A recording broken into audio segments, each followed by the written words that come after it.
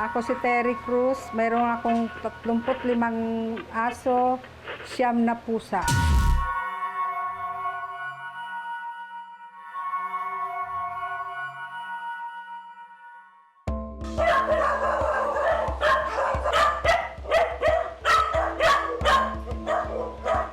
Nung nasa binangunan kami, mayroon binigay sa amin isang tuta. Napamahal sa amin hanggang sa lumaki, nanganak.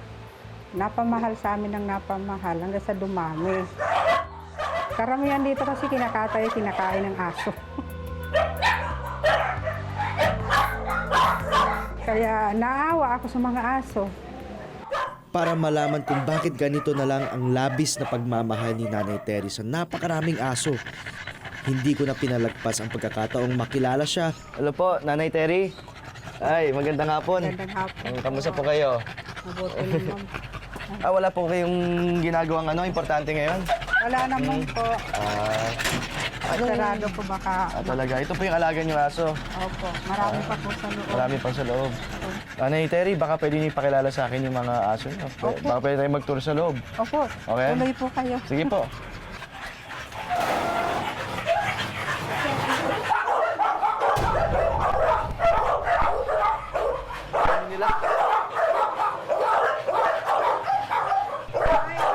Mga pitbull. Di magkamayaw na tahol ng mga aso ang agad na sumalubong sa akin. Ang ingay dito. Paano kapag may mga bisita kayo dito? Sumisigaw kayo para... Halos hindi kami magkarinigan ni Nanay Terry. Soundproof yan, no? Nandito tayo sa silong ng bahay ni Nanay Terry at pagpasok namin dito talagang sinalubong ako ng mga kahol at itong mga pitbull ni Nanay Terry, meron siyang 3 pitbull dito na medyo matapang, siyempre hindi nila kilala. At ngayon, 6 na agad na nakita kong aso. Ano pa kayo naghihintay sa akin sa taas? Nanay Terry, akit na po tayo. Uy!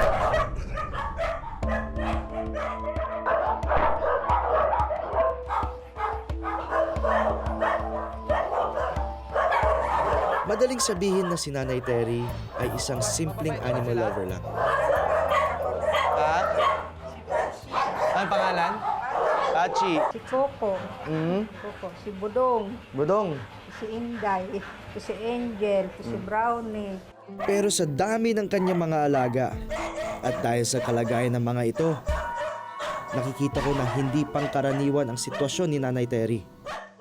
Maaari nga kaya na ito'y kaso ng animal hoarding? Yung dog lover, realistic siya na may kapasidad siya mag-alaga kung ilang aso. Pero yung dog hoarder, wala na sa lugar, out of control na eh. No? In terms of physical na paglalagyan ng aso, in terms of oras niya, in terms of lifestyle niya, pamumuhay niya, wala na eh. Napupunta na lahat ng oras sa aso. Dahil sa dami ng asong sumusunod sa akin, di ko napigilan na makadama ng kaunting kaba. Baka kasi bigla na lang may mga gat sa mga alaga ni Nanay Terry. Pero ang aking takot, agad na palitan ng awa. Pansin ko po na parang may sakit ata sila. Yung asawa ko kasi may pinulot na galisin, inakyat dito. Ay, nahawa to. Nagkahawa-hawa na. Pero may binibigay ko yung gamot ngayon? Meron naman, kaya lang ito hindi na pwedeng lagyan ng gamot. Yung kasi gamot? Matanda na. Tanda na. Masyado na po matapang. Ito medyo nakakalbo na po siya, oh.